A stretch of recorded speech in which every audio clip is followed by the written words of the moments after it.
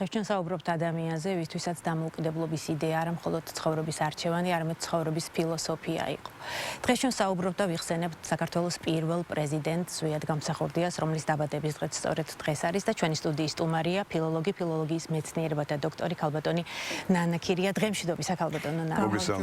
მადლობა სტუდიაში მობრძანებისთვის. რამდენად სამართლიანად გეჩვენებათ და რიტორიკული კითხვა. ისეთ მინდა მოგილოცოთ თქვენც და სრულიად საქართველოს დღევანდელი დღე. რამდენად სამართლიანად გეჩვენებათ. რიტორიკული კითხვაა, წინასწარ აღნიშნავ, რომ ზვიად გამსახურდია საქართველოს პირველი პრეზიდენტი, რომელსაც და რომლის ბიოგრაფიასაც ყველა დიდი თუ პატარა არაჩვეულებრივად ვიცნობ და ვიცით მისი ძალიან რთული გზა. არ ვიცნობთ მას კარგად, როგორც შემოქმედს, როგორც მთარგმნელს, როგორც პოეტს, როგორც მწერალს. რა სიტყვით, რატომ მოხდა ეს ასე? ამის ბევრი მიზეზია ალბათ, იმიტომ უწინარესე ჯერ არ გვაქვს ჩვენ მისი შემოქმედება, ესე ღიად, ხომ? ნაბეჭდის სახით გამოცემები. მე თითქმის სტუდენტობიდან ვეცნობოდი ხან ფურცლებზე, ხან ნაბეჭდს, ხან ხელნაწერს, ხან რაღაცას და დიდი ხანი ვფიქრობდი და ყველაფერი ეს მზადდება გონებაში. ზვიად გამსახურდიას როგორც ერის კაცს, მის ბიოგრაფიას, როგორც ეროვნულ მოღვაწეს ძალიან ბევრი სწავლობს და აი ამ კუთხით მართლა ძალიან წირად არის მისი შემოქმედება განხილული. როგორც მთარგმნელზე, ხო თქვენ წარმოიდგინეთ 1960 წელს აქვს ნათარგმნი ოსკარ უაილდის ზღაპრები, ფრანგი პოეტები, ამერიკელი მწერლები და ასე შემდეგ და ასე შემდეგ. მაგრამ აი უშუალოდ მისი შემოქმედება, ხო? ჩვენ რასაც ჩემი კვლევები ეყრდნობა, ეს არის 2 მონოგრაფია ამ ეტაპისთვის, პროფეტიზმი და ენიგმა ზვიად გამსახურდიას შემოქმედება. ამ შემთხვევაში იმ პირველ მონოგრაფიაში საუბარი მაქვს ძირითადად იგავებზე და ლექსებზე. ამ მხრივ ძალიან ცოტა გვაქვს კვლევა, აქა-იქ არის რაღაც წერილები დაბეჭდილა, მაგრამ აი რით არის ყურადღება მისაქცევის ზვიად გამსახურდიას იგავები. ჩვენ ვიცით იგავის მთავარი დანიშნულება და მთავარი არსი არის მის ლაკონურობაში. არაჩვეულებრივი დიდი მეიგავე ყავს სულხან საბა, მაგრამ აი ჩვენს ეპოქაში თითქმის ჩაიკარგა ეს იგავარაკული ჟანრი და მე მგონია რომ მე-20 საუკუნის მეორე ნახევარში სწორედ ზვიად გამსახურდიას შემოქმედებით დაიწყო იგავური ჟანრის განვითარება. რას ნიშნავს ახლა ეს პროფეტულობა და ენიგმურობა, ყველასთვის გასაგებია ეს ტერმინები, წინასწარმეტყველურია ბევრი მისი იგავი. ჩვენ რომ მის იგავებს დაუკვირდეთ, იქ ძალიან ქვეტექში ამოვიკითხავთ ავტორს ძალიან ხშირად და ენიგმურობა, ამოუცნობია კიდევ ბევრი რამ, რაც მომავლის მკითხველის მისიად მიმაჩნია. სულხან ორბელიანის ზეგავლენა თუ იგრძნობა? ყველა იგავში, იგავ არაგში, მოგონილ ცრუშეთხსულ ამბავში იგაურად არის ჩადებული სიბრძნე და ცხადი ამას ვერ გაექცეოდა, იმიტომ ეზოპეს ენიდან მოყოლებული ეს ასეა. მაგრამ ზვიად გამსახურდია არის ძალიან თვითმყოფადი, ის რასაც ზვიად გამსახურდია ქვია მის შემოქმედებაში, ეს ლექსები იქნება, წერილები იქნება თუ ასე შემდეგ.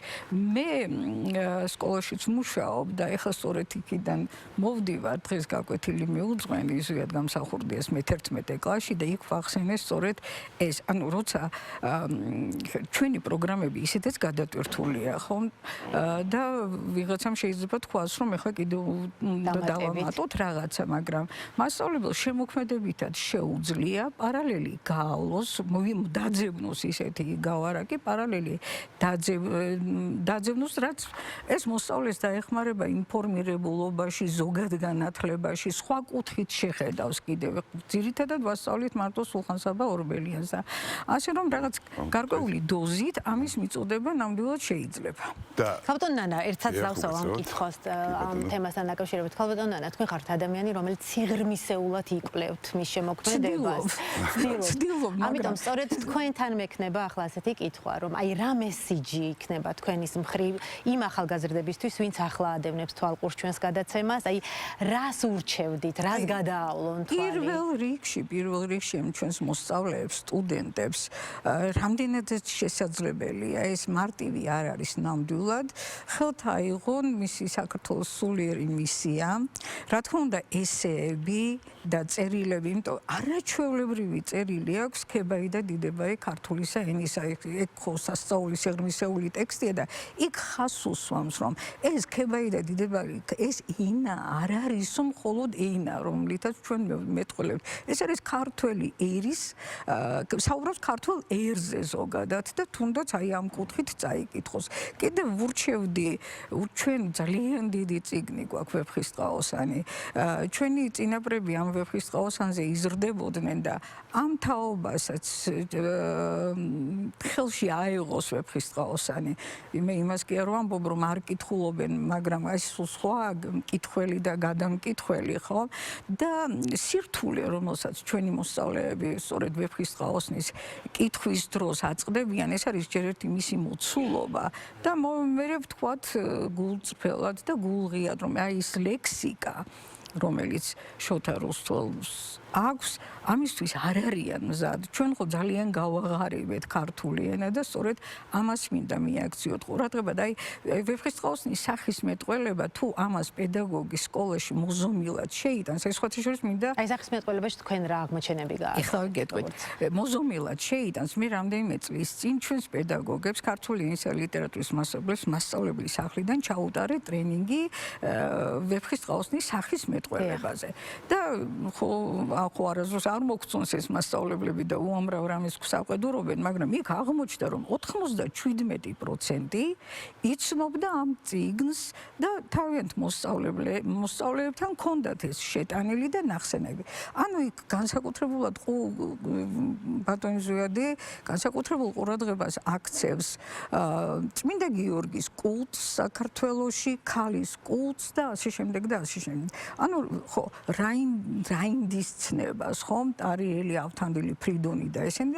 აი ამ კუთხით, როცა ჩვენ ვეფხისტყაოსნის რაინდებზე ვამახვილებთ ყურადღებას და მთავარ პერსონაჟებზე, შეგვიძლია ამონარიდები წავუკითხოთ, თვითონ დავავალოთ ამ მოსწავლეებს რაღაც თავების მიხედვით, ახლა მთელ წიგნს ნამდვილად ინტერესი რამდენად დიდია მათი მხრიდან? მე მხოლოდ ერთხელ მქონდა ასეთი შემთხვევა მე-10 კლასში და ოღონდ გააჩნია სამიზნე ჯგუფსაც. მოდით ახლა ვთქვათ, რომ ყველაფერი იდეალურად არის და გაიღეს ხელში და გაიგეს. ხო, ჯერ ჩვენთვის არის იქ ძალიან ბევრი რამ ამოუცნობი და საფიქრებელი და დასაკვირვებელი, მაგრამ ინტერესი ალბათ გაღვივდება და ეს სწორედ ჩვენზე ნებისმიერ თანამედროვე კითხულზე ეს დამოკიდებული. იცით რა მაინტერესებს, აი წითელი ხაზი რომელი თემა იყო მისთვის, რომელსაც აი არასდროს ღალატობდა. აი თუ იყო. ზოგადად შემოქმედებაში ქართული ენა. ქართული ენა არის მისთვის უძვირფასესი.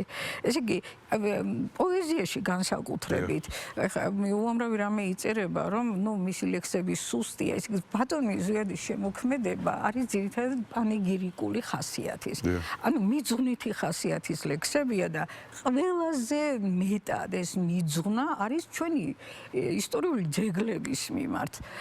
მესხეთისადმი, ზარზმისადმი, აი ვეფხისტყაოსნის სიმფონია გაქვთ ალბათ წაკითხული, თუ შეიძლება აი ჩანართი გავაკეთო ასეთი, აი როგორ ქართულს გნის, ახალ ქართულს გნის. მულღა ზანზარულ მუზარათა ზმადთა ზარებად ზეიდალთაევრ მზე ზარნიშით მბზინვარე ზღვათა ზედგამზრახველთა არ გამწირავთ მუქაფი ზღვა და ზეგარდმო ქნარნი მუნამკობენ ზეშთა ზარებად. აი ერთი ბგერა ზ რამდენჯერ მეორდება. ესე იგი საოცარ რთულია რომ ისმენთ, მაგრამ რომ დაუკვირდებით ესე ტაებ და სიტყვა ძალიან ესეთ მუსიკალობას ქმნის, იმიტომ თვითონ რუსთაველი ხომ ალიტერაციის ძალიან დიდი უსტატი იყო და აი ამ ხრივ გაცნობს პირდაპირ. ჩვენ ხო სკოლაში ვასწავლით დიდუსტატის მარჯვენას, დაწყებით საფეხურზე, ისეთ ძალიან ბევრ ძეგლზე ვამახვილებინებთ ყურადღებას და მესხეთისადმი რომ წაუკითხოს პედაგოგმა მოსწავლეს, არ ვიცი, იმდენი ძეგლის სახელს გაიგებს პირველად, იმდენს მოიძიებს, ამას მართლა შეძლებენ და შეუძლიათ ჩვენს მოსწავლეებს. ქალბატონო ნანა, ჩვენ საზოგადოებრივ მაუწყებელს ძალიან დიდარი არქივი გვაქვს. ძალიან დიდარი და გვეძლევა იმის საშუალება, რომ მოვისმინოთ ლექსი, რომელსაც თავად ავტორი ზვიად გამსახურდია კითხულობს. შენ გეზმანება ვაჰანი და ძველი ვარძია, სამსარი კლდეში შეხიზნული გედივით წუნდა, შოთას აკვანი მადლიანი ვინაც არწია, ვინაც ჯვარცმული იყო მარად და არ შეძრწუნდა. შენ გეზმანება გარუჯული სამცხის სერები, მუნჯი მოწამე წარსული სამდუმარე მტკვარი, ცის კაბადონზე სპილენძის და ტყვის ფერები, კუმურდოს თაღი და ღარული და ზარზმის ზარი. შენ გეზმანება ოლთისი და მდუმარე ბანა, იშხანი ოშკი, პარხალი და წმინდა ხახული, ვინაც ხილვები წარსულისა ცრემლებით ბანა, ჟამთა სიავით და სეტყვილი და ჭირნახული. ყანწთის უდაბნო მუნ მლოცველი წმინდა მამები, ცისკარზე წმინდა გარდამოხსნის გამოსვენება, მონასტრის ვაზი მზით ძალუმად ნათა მამები და ღაპებში გარდასულთა ძმათა ხსენება. აქ თითქოს ქვებიც ჩაკირულან ცრემლის დუღაბით, დანიშნულ ქედებს დასტყობია სევდის ხაზები, მოსჩანს ხერთვისი სალკლდებთან შენა დუღები და საფლავებზე გახლართულან უსურ ვაზები. თმოგს მკერდ დალეწილს და ფრქვევია სხივთა თინათი, სეფე გოდოლზე გადმომდგარა სარგის თმოგველი, გასცქერის ზეცას მარადიულ მზისა თინათინს, ნათელ მხილველი მზერამისი მზეობს მოგბური, ვარძის ცაზე შარავანდნი ბევრად ასწავენ, როგორც თარგმნელის პრინციპი. რა იყო მაქსიმალური სიზუსტე თუ ტექსტის გაქართულება? არა, იცით რა, ზვიად გამსახურდია საკმაოდ ნიჭიერი მთარგმნელია. აი ზოგიერთს რომ წაიკითხო, ხა ბოდლერი აქვს თარგმანი, ვერც წარმოვიდგენ რომ ეს არის ნათარგმნი. იმდენად მოაქვს, სადად მოაქვს, აი ესე არის ძალიან მნიშვნელოვანი, ხო? იმიტომ ჩვენ საკმაოდ პრობლემა გვქონდა და გვაქვს თარგმანებში და აი ბატონ ზვიადის შემოქმედება ამ კუთხითაც გამოირჩევა. იგივე ის მოსკარულის ზღაპრები რომ აქვს ნათარგმნი. შექსპირი, გოეთე, ბევრი რამ აქვს. ბატონო ეს მამამისიდან ბატონ კონსტანტინეც თარგმნიდა და იქიდან მოყოლებული ცხადია. ბატონ კონსტანტინესთან თქვათ რაღაცა ხუბარ იყო რაღაცნაირად შემოქმედებითი აიქრობა ასეთ მამაშვილის შორის. რა მინდა აღმოჩნდა. თქვენ ალბათ ბატონ კონსტანტინ უმცროსის წიგს იცნობთ, მრავალგვერდიან წიგს სამშობლოსა და ერის სახელმწიფოსათვის და იქ ერთი თავი მიძღვნილი აქვს სწორედ ამ მშობლებთან ურთიერთობაზე. წერს ასეთ რამეს ბატონი ზვიადი ერთგან რომ ცოტა უხერხულიაო მშობლებზე საუბარიო და იწყებს დედამისის ღვაწლით, როგორ მიიყვანა ის ახლოს დედამ სარწმუნოებასთან, მორწმუნედ როგორ ზრდიდნენ მას. ასევე ბატონი კონსტანტინეც, ანუ სანადირო რაინდად ზრდიდაო. რაინდად ზრდიდაო და კიდევ არის ერთი ძალიან მნიშვნელოვანი დეტალი, რომ 12 წლისას მისი თავისი ნაწარმოებები და კორექტურას აკეთებინებდა, კორექტურას და რედაქტირებას. ანუ ნდობა გამოუცხადა შულს, წარმოიდგინეთ ბატონ კონსტანტინეს ნაშრომები 12 წლის მოზარდისათვის და ისეთი ძალიან დიდი პატივისცემა და თქვენ ალბათ ყველას გახსოვთ ძალიან ემოციური წერილი აქვს, მიწერილი 16 წლის ზვიადისადმი მამას კონსტანტინეს და ნურად აღმერთებდა ამ მშობლებს. აი ხანდახან თუმცა არის რაღაც ანეკდოტებიც კი დადის მამაშვილის ურთიერთობაზე, მაგრამ ის დარჩეს ცალკე ანეკდოტა. მისი ენობრივი სტილი მაინც როგორი იყო? თანამედროვე თუ უფრო კლასიკური? ზვიად გამსახურდია. მეტნაკლებად თანამედროვე. მეტნაკლებად ხო წავიკითხეთ ჩვენ რაღაც ამონარიდები და არ არის ეს თანამედროვე სტილი, ისევე როგორც ბატონი კონსტანტინის შემოქმედება. ხო, სულ საყვედურობდნენ მწერალთა კავშირშიც კი, რომ ეს არის მოძველებული სტილი, სინტაქსი არის ძველი, არის არქაული ფორმები, ანუ ამ სახში ხომ შენსმედი არავინაა პიპა, არავინაა მეფეო ბატონო, ნუ ეს არ არის ხა თანამედროვე დახვეწილი, მაგრამ ეპოქა სჭირდებოდა და ეპოქის სულს გადმოსცემდა ამით.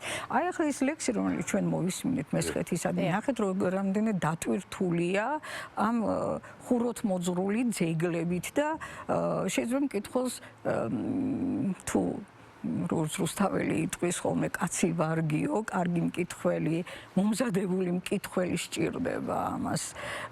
ცოტა გაუჭირდეს, თავი მიანებოს. მე მგონია ესეთი შემთხვევა მოსწავლეებს უთქვამს, რომ ვერ დავიწყე, კონსტანტ დავიწყე დიდოსტადის კითხვა, მაგრამ მივანებე თავი და ვერ გავიგე. აი რა რჩევას აძლევთ? მივცემ იმ რჩევას პირველ რიგში, რომ დაიწყო პროლოგით, პროლოგის ანალიზით.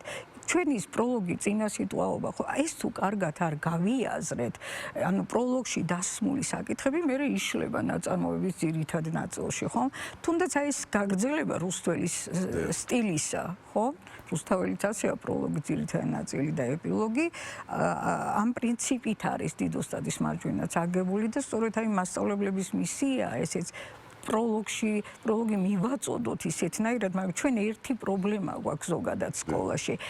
გვიჭირს მეთოდოლოგიური აპარატი დიდი მოცულობის ნაწარმოებების სწავლებისას.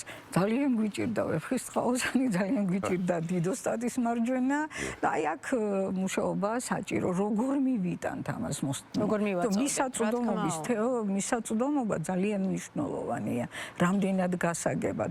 მერე უკვე როცა შევლენ ამ სამყაროში ზეპირად სწავლობენ ამ უნარიდებს ხოლმე იგივე დიდოსტადის კი ბატონო თავისუფლება პირველ რიგში ადამიანის სულში იბადება ზოგადად ამას ამბობს თვითონ ამბობს ამას ხო ეს არის ერისთვის მთავარი თავისუფლება უღრმესი მადლობა უღრმესი თქვენი მადლობა. დროისთვის